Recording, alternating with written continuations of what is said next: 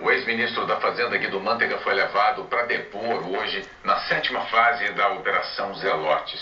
Ao todo, foram expedidos 27 mandados de buscas, apreensões e conduções coercitivas em 5 estados e no Distrito Federal.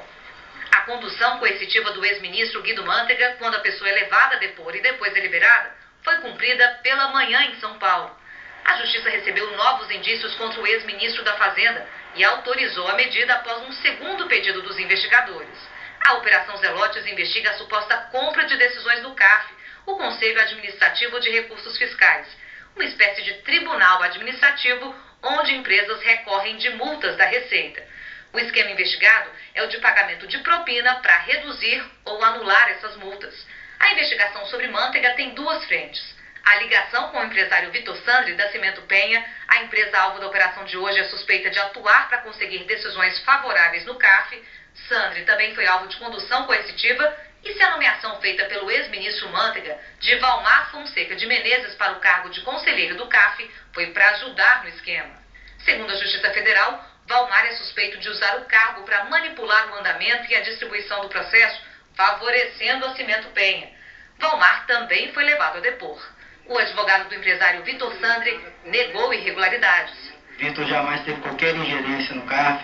Todos os processos julgados pela cimenteira foram pautados pela legalidade e a gente tem certeza que ao final dessa investigação a base empírica apurada vai demonstrar de forma inequívoca que ele não tem nada a ver com isso. Agora, segundo a defesa, Mantega foi ouvido durante 2 horas e não se recusou a responder perguntas.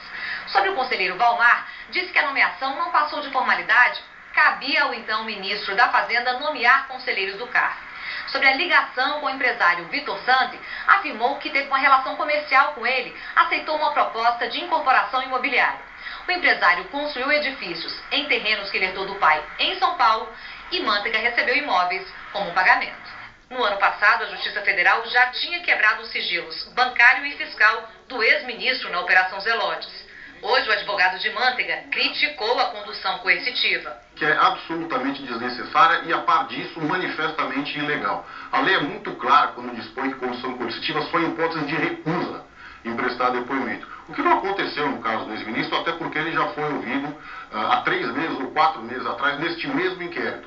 A 7ª fase das Zelotes foi executada pela Polícia Federal, Ministério Público e Receita, em Brasília, São Paulo, Florianópolis, João Pessoa, Ceará e Pernambuco.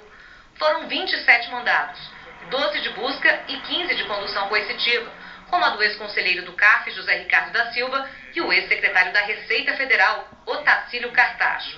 No Recife e em Olinda, Pernambuco, os policiais estiveram em escritórios de advocacia e de contabilidade e levaram 4 pessoas para depor, entre elas um auditor da Receita Federal. As provas encontradas nas buscas serão remetidas a Brasília, onde estão concentradas as investigações sobre as fraudes no CARF.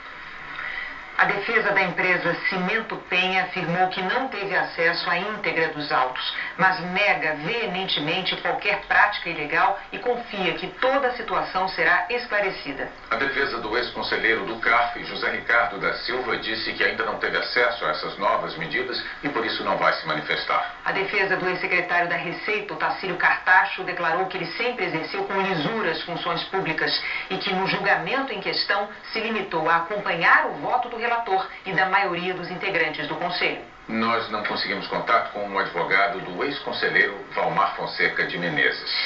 A comissão mista da Câmara e do Senado deve votar amanhã o relatório sobre a medida provisória que trata dos acordos de leniência. São uma espécie de delação premiada das empresas. Foi um acordo desse tipo que a construtora Andrade Gutierrez fechou com a Justiça. R$1 bilhão é o valor que a empreiteira Andrade Gutierrez concordou em pagar no